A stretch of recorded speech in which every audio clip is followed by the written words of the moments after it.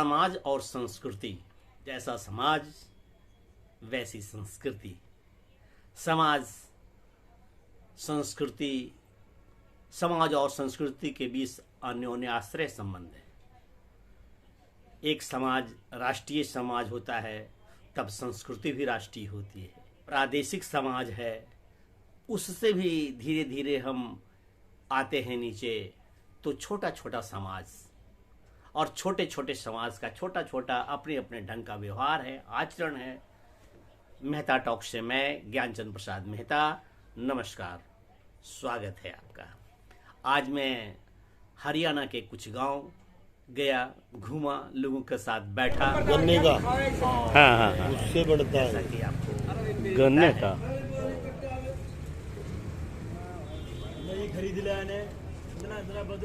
हरियाणा में एक गांव है झटिकारा, तो एक सीधी सड़क गुड़गांव पहुंचती है।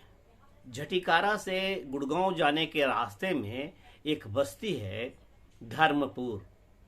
धर्मपुर के लोग बताते हैं, बातचीत करने के क्रम में जानकारी मिली और मेरे विशेष पूछने पर भी वे बताते हैं कि भाई साहब, ये पूरा का पूरा गांव था और बहुत दिन नहीं हुआ, ये गांव ही था। मेरे यह पूछने पर कि मैं उन लोगों से यह कहा कि भाई आप लोग का खान पान, रहन सहन, वेशभूषा कैसा है? यह जो आप हुक्का लेकर बैठे हैं, इसमें कोई रोक नहीं है। ये हमारा समाज की बात है, ये सामाजिक प्रचलन है और इस प्रकार से हुक्का जलता है और लोग आते हैं, पीते, बैठते हैं, हुक्का पंचायत वो चलती है। तो ये हमारी परंपराओं में से एक है। तो मैं कहा कि जब ये धर्मपुर गांव में ऐसा है जो कि शहर के आसपास से थोड़ी दूर 20 किलोमीटर के आसपास से अधिक दूरी नहीं होगी दिल्ली की, और 10 किलोमीटर यहाँ से मुश्किल से गुड़गांव वो एनसीआर होगा। ये तो शहर जैसी बस्ती है, तो अन्य गांव की स्थिति क्या होगी, वहां क्या होता होगा? यह प्रश्न मेरे अनेक प्रश्नों के बाद था जब मैं पूछा कि कपड़े लत्ते पहनावा कैसे होते हैं। तो उन्होंने बताया कि बस वैसी जीन्स पैंट इत्यादि सब पहनते हैं, और घर की महिलाएं साड़ियाँ पहनती है, बड़े बुजुर्ग धोती पहनते हैं, कुर्ता पहनते हैं, जैसे अभी बाबूजी को देख रहे हैं। मैंने कहा कि सुना है कि इधर सभी महिलाएं सलवार सूट पहनती है। नहीं भाई साहब, ये गलत सुना, ये बहुत और पश्चिम की बात है। हमारे यहाँ घर अभी भी चले जाइए तो गांव में, हम कि गांव कितना दूर गांव जाएं, तो उन्होंने कहा बताया था कि यह गांव ही है। आप आज से 25 साल, 30 साल, 40 साल पहले कोई आया होता तो ये घना घोर गांव था। यह जो परिवर्तन देख रहे हैं, विकास के साथ परिवर्तन होता हुआ है। ये मुख्य पथ पर आप हैं, मुख्य पथ से आप गली की ओर चले जाइए तो वो घरों में औरतें हैं, वो साड़ी ही पहनी हुई हैं, साड़ी पहनी रहती हैं सभी, और सभी काम धंधे होते हैं। और यहाँ पर सभी के यहाँ जो गांव जैसा ही वातावरण है, सब पशु पालते हैं, खेती करते हैं, बस यही धंधे हैं और बैठते हैं। अब तो खैर नए युग में नए नए काम होते हैं, हर नए काम से जुड़े हुए हैं। फिर मैं उनके पर्व त्योहार के विषय में पूछा तो उन्होंने कहा कि जनरली पर्व त्योहार हमारे वही हैं जो आपके यहाँ मनाए जाते हैं। तो जैसे अभी वहाँ कुछ टंगा हुआ था, बिक्री के चीज़, चलनी इत्यादि। मैंने कहा जैसे ये क्या बिक रहा है, ये सब वो धागे। बोला अभी एक उत्सव है करवा चौथ। तो करवा चौथ के विषय में उन्होंने कहा कि ये होता है इधर और ये तो पूरे भारत में होता है। मैंने उन्हें कहा नहीं, पूरे भारत में नहीं होता है, हमारे झारखंड में और बिहार में कोई भी करवा चौथ का नाम नहीं जानते थे। अब होने लगा है, अब होने लगा है इधर कुछ वर्षों से। ये टीवी सीरियल्स के वजह से, सिनेमा के वजह से, ज़्यादा सीरियल, टीवी सीरियल में करवा चौथ देख करके लोग, औरतें, नई नई लड़कियां की जब शादी हुई तो ये वे लोग करने लगे। वरना हमारे यहाँ तीज होता है। हालांकि इधर के लोगों ने भी स्वीकार किया कि तीज इधर भी होता है, हरली का तीज होता है, और एक दो तीज दूसरे ढंग का नाम बताए। तो वे तीज होते हैं, और बाकी उत्सव होली दशहरा जैसे उधर होते हैं वैसे इधर होते हैं।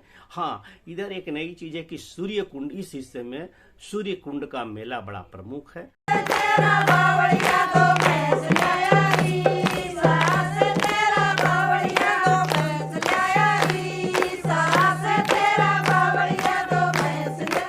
जो कि हरियाणा वो है क्राफ्ट का एक बहुत बड़ा प्रदर्शनी लगता है, और मेले में इसे लाया जाता है। और इसी प्रकार से अन्य कोई विशेष त्योहारों का उन्होंने लोहड़ी इत्यादि की चर्चा की, मकर संक्रांति की चर्चा की। ये कहा, हमने कहा कि यहाँ का गीत, यहाँ बोलो वही हरियाणवी लोक गीत है जो आप कभी कभी रेडियो पर या क्षेत्रीय टीवी पर सुना करते हुआ है, लेकिन वैसा हूबहू गाया नहीं जाता। ये शादी में लोग शादी के गीत गाते हैं हरियाणवी में, लगभग वैसा ही जैसा आपके तरफ होता है, भाषा अलग है, भाव एक ही। भोजन क्या करते हैं आप लोग इधर? भोजन क्या करते हैं, कैसे करते हैं? तो क्या मतलब हम नहीं समझे। तो हम उन्होंने समझाया कि देखिए, हम लोग अव्वल झारखंड में, बिहार में, शहरों में और अब तो गांवों में भी सवेरे कुछ नाश्ता करते हैं, और नाश्ता में रोटी इत्यादि खाई जाती है। दोपहर में चावल दाल, कुछ सब्जी, दो एक सलाद हुआ तो सलाद भी, नहीं हुआ तो नहीं भी हुआ, लेकिन ये मुख्य भोजन है। उसके 3 बजे 4 बजे तक कुछ भूख लगी तो कुछ चीज़ खाया गया, और नहीं तो फिर रात को रोटी और सब्जी। ये हमारे यहाँ का है। तो यहाँ मेरे भाइयों ने बताया, हरियाणवी भाइयों ने, कि नहीं साहब, ऐसा इधर नहीं। यहाँ सवेरे, बिल्कुल सवेरे मुंह इत्यादि धो करके जिनको जो करना है करें। उसके बाद किसी ने दूध पीना है, किसी ने दही खाना है, किसी ने मट्ठा खाना है। यहाँ जानवर और बिना दूध दही के कोई रहेगा ही नहीं। सबके यहाँ भैंसे हैं, गाय भी पालते हैं लोग, लेकिन भैंस है सबके यहाँ। ऐसा मैं भी देखा, बहुत भैंस देखा, अच्छी अच्छी भैंसों को देखा कि उसकी एकदम जैसे हम लोग कार धोते हैं उस तरह से अभी धुलाई शाम को चल रही थी। गांव के तरफ गया था अंदर, तो देखा कि सभी धो रहे हैं भैंसों को। और फिर मैं चित्र इसलिए नहीं ले सका धोती हुई भैंसों को कि वो घर के अंदर इस प्रकार से धो रहे थे कि मानो बचा करके नहा रहे हों भैंसों को। तो मैंने समझा कि शायद ये मेरी शिष्टता होगी कि दरवाजे के बाहर से मैं चित्र ले लूँ। देख लिया हूँ अवश्य। और इस प्रकार से वो खाते हैं, और दोपहर को रोटी जबरदस्त रूप से, और सब्जियां, दूध दही जो भी हो, ये मुख्य आहार है। शाम को कुछ खाए इधर उधर करके तो ठीक है, और रात्रि को फिर रोटी रोटी रोटी, माने दोनों शाम रोटियां ही खाई जाती है इधर।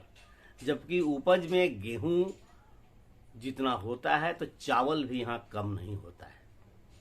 चावल से बने भात का यहाँ कोई महत्व नहीं है। मैं पूछा कि अच्छा एक चीज बताइए, यदि आपके यहाँ कोई मेहमान आए, कोई गेस्ट आते हो, अतिथि आते हो जो माननीय हैं और ये बहुत करीबी हैं, कुटुंब है, परिवार है, हम लोग की तरफ पहुना बोलते हैं, वैसा है, तो मतलब हाँ समझ गया। मैं और स्पष्ट करते हुए उन्हें कहा कि वो घर के दामाद हो, बहनोई हो, और इस प्रकार के जब आते हो तो उनके खाने के लिए क्या प्रबंध करते हैं। तो उन्होंने कहा कि भाई पहले आप बताइए कि आपके तरफ क्या होता है। हम कही देखिए, हमारे यहाँ तो जो बताए वो खाना होता ही होता है। झारखंड में बर्रा है, धुसका है, ये बनते हैं विशेष रूप से मेहमानों के लिए, तब समझा जाता है कि सम्मान किया गया। चावल दाल सब्जियां बढ़ जाती है, वो पापड़ घी दही इत्यादि भोजन में चलता है।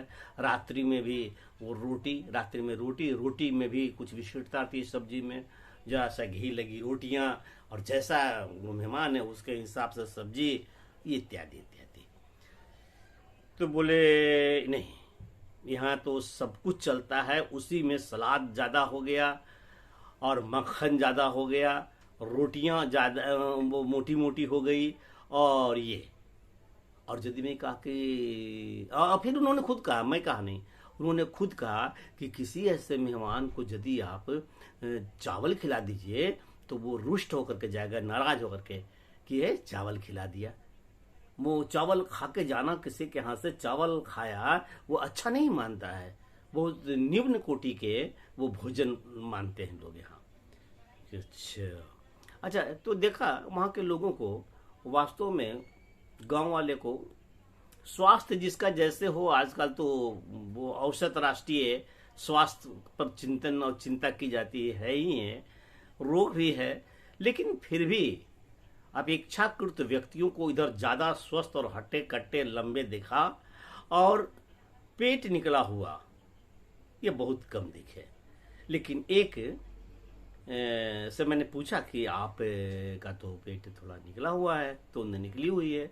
उन्होंने कहा भाई साहब क्या करें, दिन भर दुकान पर बैठना होता है, खाना खा करके आते हैं, फिर दुकान पर बैठते हैं, फिर दुकान से उठते हैं तो ये हो नहीं पाता है, सवेरे भी कुछ नहीं टहलना वालना होता है। तो मैं कहा कि फिर भी आप लोग कैसे कहते हैं कि ये बस्ती धर्मपुर गांव है, ये तो इसका पूरा शहरीकरण हो गया हुआ है, ये शहरी शहर तो है। अंदर भी मैं गया था, सभी सड़कें बिल्कुल पक्की है, सीमेंट की बनी हुई। तो उन्होंने कहा कि ये पूरे हरियाणा में आप चले जाइए, अब आप ढूंढ करके लाइएगा कि एकदम बिल्कुल वैसा ये गांव ढूंढिएगा जिसमें कि लगे कि कुछ दूसरे स्थान पर चले आए हैं धर्मपुर से अलग। तो अब वैसा मिलने वाला नहीं। हर जगह स्कूल है, विद्यालय है, पढ़ाई होती है, पढ़ते हैं, लड़कियां सब जानती है, हर जगह मोबाइल है, इसलिए अब हर जगह ऐसा ही मिलेगा। तो एक समय था जब किसी राज्य के अंदर गांवों में घुसकर, बस्तियों में घुसकर उस राज्य के आत्मा को, गांव में जो बस्ती है उससे साक्षात्कार होता था। लेकिन अब वह समय नहीं रहा। जो दिखता है वही दर्शन है, जो दर्शन होता है वही देखा जाता है। नमस्कार, आशा है ये वीडियो पसंद आया होगा, तो लाइक कीजिएगा, सब्सक्राइब कीजिएगा, बेल आइकन दबा दें, कमेंट्स लिखें। धन्यवाद, नमस्ते।